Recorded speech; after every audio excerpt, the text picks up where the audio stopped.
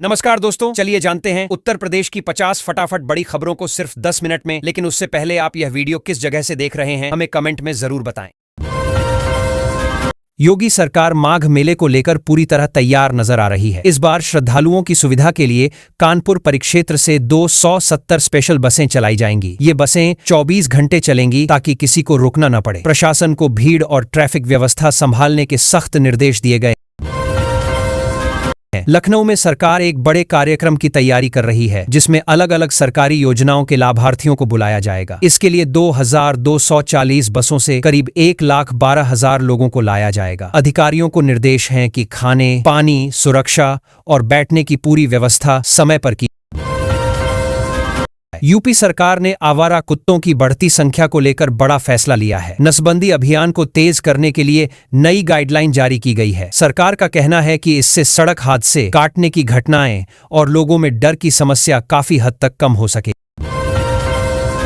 कानपुर शहर में जाम से राहत दिलाने के लिए सरकार ने एलिवेटेड रोड प्रोजेक्ट को मंजूरी दे दी है। गोल चौराहे से रामादेवी तक 10.2 किलोमीटर लंबी सड़क बनेगी। इस पर करीब 1,500 करोड़ रुपए खर्च होंगे और आने वाले समय में ट्रैफिक व्यवस्था बेहतर होगी। लेखपाल भर्ती में आरक्षण को लेकर सामने आई गड़बड़ियों पर मुख्यमंत्री योगी आदित्यनाथ काफी नाराज हैं। उन्होंने अधिकारियों को साफ चेतावनी दी है कि लापरवाही किसी भी हालत में बर्दाश्त नहीं होगी। भर्ती प्रक्रिया में हुई गलतियों को तुरंत सुधारने के आदेश दिए गए। सरकार का दावा है कि साल 2026 यूपी के युवाओं के लिए रोजगार का बड़ा साल साबित होगा। करीब 1.5 लाख सरकारी नौकरियां निकलने की तैयारी है। इसमें अलग अलग विभागों के साथ बैंक ऑफ इंडिया और अन्य संस्थानों की भर्तियां भी शामिल रहेंगी। यूपी में ठंड का असर लगातार बढ़ता जा रहा है। मौसम विभाग ने चेतावनी दी है कि अगले 24 से 48 घंटे में अत्यधिक घना कोहरा छा सकता है। इससे सड़क, रेल और हवाई यातायात प्रभावित हो सकता है, इसलिए लोगों को सतर्क रहने की सलाह दी गई है। लेखपाल भर्ती के विज्ञापन में आरक्षण विसंगति सामने आने के बाद योगी सरकार ने सख्त कदम उठाया है। पूरी भर्ती प्रक्रिया की दोबारा जांच कराई जा रही है। अधिकारियों को निर्देश दिए गए हैं कि किसी भी वर्ग के अभ्यर्थियों के साथ अन्याय न हो। उत्तर भारत में ठंड और कोहरे का डबल अटैक देखने को मिल रहा है। कई इलाकों में दृश्यता बेहद कम हो गई है। इसका असर रेल और फ्लाइट संचालन पर भी पड़ सकता है। जरूरी काम होने पर ही यात्रा करने की सलाह दी जा रही है।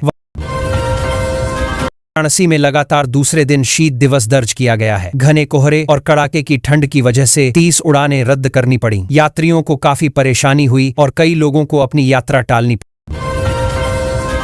अलीगढ़ में यूपी और हरियाणा के किसानों के बीच विवाद इतना बढ़ गया कि मामला हिंसक हो गया। पहले जमकर मारपीट हुई और इसके बाद करीब 50 राउंड फायरिंग की गई। पुलिस मौके पर पहुंची और हालात को काबू में लिया। रामपुर में एक महिला पुलिसकर्मी, जिन्हें लोग स्कूल वाली दीदी कहते हैं, काफी चर्चा में है। उन्होंने 17 गरीब बच्चों को स्कूल में दाखिला दिलवाया और पढ़ाई की जिम्मेदारी ली। उनके इस काम की हर तरफ तारीफ हो रही। लखनऊ में भाजपा के एक पार्षद को अपनी कुर्सी गंवानी पड़ी है। आरोप है कि उन्होंने चुनाव के दौरान दिए गए हल्फनामे में जरूरी जानकारी छिपाई थी। इसके बाद सपा के ललित तिवारी को पार्षद घोषित किया गया। वाराणसी में एक कारोबारी द्वारा 1 लाख से ज्यादा कफ सिरप की शीशियां मंगाने का मामला सामने आया है। जांच एजेंसियों को शक है कि इनका गलत इस्तेमाल हो सकता था। अब पूरे नेटवर्क की गहन जांच की जा रही है। कानपुर में एक बेहद दर्दनाक सड़क हादसा हुआ। एक युवक डंपर के नीचे फंस गया और करीब 70 मीटर तक घिसटता चला गया। हादसा इतना भयावह था कि युवक की मौके पर ही मौत हो गई। कानपुर में अवैध निर्माण के खिलाफ प्रशासन अब सख्त हो गया है। बिना नक्शा पास कराए बनी इमारतों और अवैध प्लैटिंग पर बुलडोजर चलाया जाएगा। अधिकारियों ने साफ कहा है कि नियम तोड़ने वालों को कोई राहत नहीं मिलेगी। गाजीपुर में शासकीय धन के दुरुपयोग का मामला सामने आने के बाद बड़ी कार्रवाई की गई है। ग्राम पंचायत अधिकारी को निलंबित कर दिया गया है। प्रशासन का कहना है कि जांच जारी है और आगे और भी कार्रवाई हो सकती है। एक ज्वेलरी शोरूम में घुसकर बदमाशों ने रंगदारी की मांग की और दुकानदार को धमकाया। इस घटना के बाद इलाके में दहशत फैल गई। पुलिस सीसीटीवी फुटेज खंगाल रही है और आरोपियों की तलाश जारी है। एक ढाबे में दही के अंदर मरा हुआ चूहा मिलने से हड़कंप मच गया। किसी ने इसका वीडियो बनाकर सोशल मीडिया पर डाल दिया, जो तेजी से वायरल हो गया। खाद्य विभाग ने मामले की जांच शुरू कर दी। 3 साल की एक बच्ची के सिर से अचानक खून निकलने लगा, जिससे परिवार घबरा गया। अस्पताल में सीटी स्कैन कराने पर रिपोर्ट देखकर डॉक्टर भी हैरान रह गए। बच्ची का इलाज चल रहा है और हालत पर नजर रखी जा रही है। एक सरकारी अस्पताल में 7 डॉक्टर तैनात होने के बावजूद ओपीडी खाली पड़ी है। स्थानीय लोगों का कहना है कि सुविधाओं की कमी और अव्यवस्था के कारण वे इलाज के लिए निजी अस्पतालों का रुख कर रहे हैं। 12वीं कक्षा के छात्रों के लिए जानकारी है कि दूसरे चरण में उनकी प्रयोगात्मक परीक्षाएं आयोजित की जाएंगी। बोर्ड ने इसकी तैयारियां पूरी कर ली हैं। जल्द ही परीक्षा की तारीख और केंद्रों की घोषणा की जाएगी। वोटर लिस्ट को लेकर बड़ा अपडेट सामने आया है। सर की समय सीमा तीसरी बार बढ़ सकती है। यूपी में करीब 2.95 करोड़ वोटर ऐसे पाए गए हैं जो अनुपस्थित, स्थानांतरित या डुप्लीकेट सूची में दर्ज हैं। बोर्ड परीक्षा में अब शिक्षकों की ड्यूटी ऑनलाइन रैंडम तरीके से लगेगी। जुगाड़ और सेटिंग खत्म करने के लिए यह व्यवस्था लागू की गई है। शिक्षा विभाग का कहना है कि इससे नकल पर लगाम लगेगी और परीक्षा व्यवस्था ज्यादा पारदर्शी होगी। गोंडा जिले में नए सत्र से शिक्षा का स्वरूप बदलने जा रहा है। परसपुर में मुख्यमंत्री अभ्युदय कंपोजिट स्कूल शुरू होगा। यहां छात्रों को आधुनिक पढ़ाई, प्रतियोगी परीक्षाओं की तैयारी और बेहतर शैक्षणिक सुविधाएं एक ही परिसर में मिलेंगी। सेवा निर्यात को बढ़ावा देने के लिए यूपी सरकार नई नीति लाई है। इसके तहत कंपनियों को अंतर्राष्ट्रीय बाजार में मार्केटिंग सहायता दी जाएगी। सरकार का मानना है कि इससे आईटी, शिक्षा और स्वास्थ्य सेवाओं से राज्य की आमदनी बढ़ेगी। मथुरा में ठंड को देखते हुए नर्सरी से कक्षा 8 तक के स्कूलों का समय बदल दिया गया है। बीएसए ने आदेश जारी किया है। इससे छोटे बच्चों को सुबह की ठंड और कोहरे से राहत मिलने की उम्मीद है। सरकारी अस्पतालों में डॉक्टर और कर्मचारियों की बायोमीट्रिक हाजिरी अनिवार्य कर दी गई है। रोज उपस्थिति दर्ज करनी होगी। सरकार का कहना है कि इससे अस्पतालों से गायब रहने की शिकायतें खत्म होंगी और मरीजों को समय पर इलाज मिलेगा। फर्जी शिक्षकों के सहारे स्कूल चलने का मामला सामने आया है। आरोप है कि बिना योग्यता वाले लोग बच्चों को पढ़ा रहे हैं। शिक्षा विभाग ने जांच शुरू कर दी है और सख्त कार्रवाई की बात कही है। एक अस्पताल में किसान की बेटी के भैया कहने पर कर्मचारी के भड़कने का मामला सामने आया है। घटना को लेकर बीकेयू ने विरोध प्रदर्शन किया और दोषी पर कार्रवाई की मांग की। खाद्य विभाग ने 169 किलो भुना चना सीज किया है। जांच में पता चला कि चने को आर्टिफिशियल रंग से रंगा गया था। विभाग ने कहा कि मिलावटखोरों पर आगे भी सख्त कार्रवाई होगी। सोना और चांदी के दाम बढ़ने की संभावना जताई जा रही है। विशेषज्ञों का कहना है कि 2026 की शादियों को देखते हुए अभी गहने खरीदना फायदेमंद हो सकता है, क्योंकि आगे कीमतें और बढ़ सकती हैं। SIR फॉर्म जमा करने के लिए सिर्फ 11 दिन बचे। BLO घर घर जाकर अभियान चला रहे हैं। जिन मतदाताओं के नाम सूची में नहीं हैं, उन्हें 26 दिसंबर से पहले फॉर्म जमा करना जरूरी है। उत्तर प्रदेश में सभी सरकारी कर्मचारियों के लिए बायोमीट्रिक अटेंडेंस लागू कर दी गई है। इसका मकसद लापरवाही रोकना है। सरकार का दावा है कि इस फैसले से दफ्तरों में कामकाज की स्थिति सुधरेगी। माघ मेला को सुरक्षित और सुव्यवस्थित बनाने को लेकर सरकार पूरी तरह सतर्क है। उप मुख्यमंत्री केशव प्रसाद मौर्य ने कहा कि सुरक्षा, सफाई और ट्रैफिक व्यवस्था पर खास ध्यान दिया जा रहा है ताकि श्रद्धालुओं को परेशानी न हो। माघ मेला के दौरान श्रद्धालुओं की सुविधा के लिए चित्रकूट मंडल के 4 डिपो से 280 बसें चलाई जाएंगी। परिवहन विभाग का कहना है कि इससे भीड़ का दबाव कम होगा और यात्रा आसान बनेगी। पश्चिमी यूपी में हाईकोर्ट बेंच की मांग फिर तेज हो गई है। लोगों का कहना है कि इससे न्याय सस्ता और जल्दी मिलेगा। वकीलों और सामाजिक संगठनों ने सरकार से इस मांग पर फैसला लेने की अपील की है। सरकार की एक योजना के तहत हर महीने लाभार्थियों के खाते में पैसा भेजा जा रहा है। जिन लोगों ने अब तक आवेदन नहीं किया है, उनसे जल्द प्रक्रिया पूरी करने को कहा गया है ताकि आर्थिक मदद मिल सके। उरई के डाकघर में CBI की रेड से हड़कंप मच गया। टीम SDI समेत 3 कर्मचारियों को पूछताछ के लिए साथ ले गई है। मामले में वित्तीय गड़बड़ी की जांच की जा रही है। यूपी, दिल्ली और MP में घने कोहरे और ठंड का अलर्ट जारी किया गया है। मौसम विभाग ने बारिश की भी संभावना जताई है। लोगों को सुबह शाम सावधानी बरतने और अनावश्यक यात्रा से बचने की सलाह दी गई है। पूर्वांचल में बिहार की ओर से आ रही पूर्वा हवाओं का असर दिख रहा है। अगले 3 दिन ठंड बढ़ सकती है। सुबह कोहरा और रात में ठिठुरन बनी रहने की संभावना मौसम विभाग ने जताई है।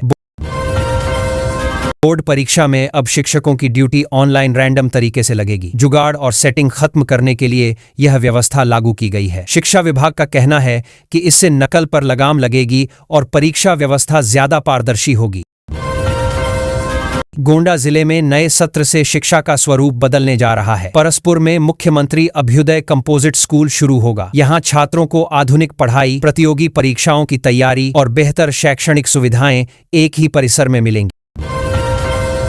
सेवा निर्यात को बढ़ावा देने के लिए यूपी सरकार नई नीति लाई है। इसके तहत कंपनियों को अंतर्राष्ट्रीय बाजार में मार्केटिंग सहायता दी जाएगी। सरकार का मानना है कि इससे आईटी, शिक्षा और स्वास्थ्य सेवाओं से राज्य की आमदनी बढ़ेगी।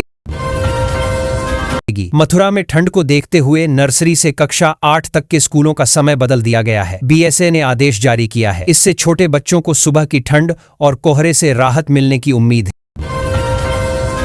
सरकारी अस्पतालों में डॉक्टर और कर्मचारियों की बायोमीट्रिक हाजिरी अनिवार्य कर दी गई है। रोज उपस्थिति दर्ज करनी होगी। सरकार का कहना है कि इससे अस्पतालों से गायब रहने की शिकायतें खत्म होंगी और मरीजों को समय पर इलाज मिलेगा। मनरेगा मजदूरों को लेकर केंद्र सरकार 25 दिन अतिरिक्त रोजगार देने पर विचार कर रही है। इसका उद्देश्य गांवों से पलायन रोकना है। अगर योजना लागू होती है तो गरीब परिवारों को ज्यादा दिनों तक काम और आय मिलेगी। फर्जी शिक्षकों के सहारे स्कूल चलने का मामला सामने आया है। आरोप है कि बिना योग्यता वाले लोग बच्चों को पढ़ा रहे हैं। शिक्षा विभाग ने जांच शुरू कर दी है और सख्त कार्रवाई की बात कही है। एक अस्पताल में किसान की बेटी के भैया कहने पर कर्मचारी के भड़कने का मामला सामने आया है। घटना को लेकर बीकेयू ने विरोध प्रदर्शन किया और दोषी पर कार्रवाई की मांग की है।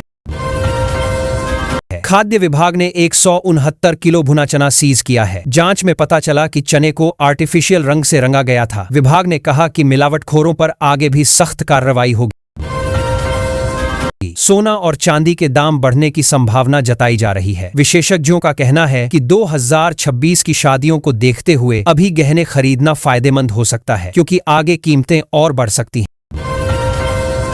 एसआईआर फॉर्म जमा करने के लिए सिर्फ 11 दिन बचे हैं। बीएलओ घर घर जाकर अभियान चला रहे हैं। जिन मतदाताओं के नाम सूची में नहीं हैं, उन्हें 26 दिसंबर से पहले फॉर्म जमा करना जरूरी है। उत्तर प्रदेश में सभी सरकारी कर्मचारियों के लिए बायोमीट्रिक अटेंडेंस लागू कर दी गई है। इसका मकसद लापरवाही रोकना है। सरकार का दावा है कि इस फैसले से दफ्तरों में कामकाज की स्थिति सुधरेगी। माघ मेला को सुरक्षित और सुव्यवस्थित बनाने को लेकर सरकार पूरी तरह सतर्क है। उप मुख्यमंत्री केशव प्रसाद मौर्य ने कहा कि सुरक्षा, सफाई और ट्रैफिक व्यवस्था पर खास ध्यान दिया जा रहा है ताकि श्रद्धालुओं को परेशानी न हो। माघ मेला के दौरान श्रद्धालुओं की सुविधा के लिए चित्रकूट मंडल के 4 डिपो से 280 बसें चलाई जाएंगी। परिवहन विभाग का कहना है कि इससे भीड़ का दबाव कम होगा और यात्रा आसान बनेगी। पश्चिमी यूपी में हाईकोर्ट बेंच की मांग फिर तेज हो गई है। लोगों का कहना है कि इससे न्याय सस्ता और जल्दी मिलेगा। वकीलों और सामाजिक संगठनों ने सरकार से इस मांग पर फैसला लेने की अपील की है।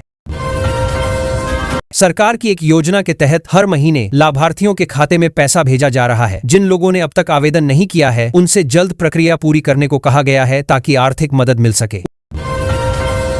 उरई के डाकघर में सीबीआई की रेड से हड़कंप मच गया। टीम एसडीआई समेत 3 कर्मचारियों को पूछताछ के लिए साथ ले गई है। मामले में वित्तीय गड़बड़ी की जांच की जा रही है। यूपी, दिल्ली और एमपी में घने कोहरे और ठंड का अलर्ट जारी किया गया है। मौसम विभाग ने बारिश की भी संभावना जताई है। लोगों को सुबह शाम सावधानी बरतने और अनावश्यक यात्रा से बचने की सलाह दी गई है। पूर्वांचल में बिहार की ओर से आ रही पूर्वा हवाओं का असर दिख रहा है। अगले 3 दिन ठंड बढ़ सकती है। सुबह कोहरा और रात में ठिठुरन बनी रहने की संभावना मौसम विभाग ने जताई है।